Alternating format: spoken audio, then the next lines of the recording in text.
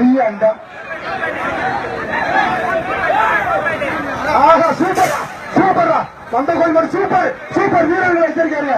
பூந்து வரல ஐயோ மாடு போன பக்கம் அதே மாட்டுக்கார போன பக்கம் போறா. ஏன் நல்ல வேகமே கண்டு சூப்பரியா சூப்பரியா சூப்பரா மின்னல்டா.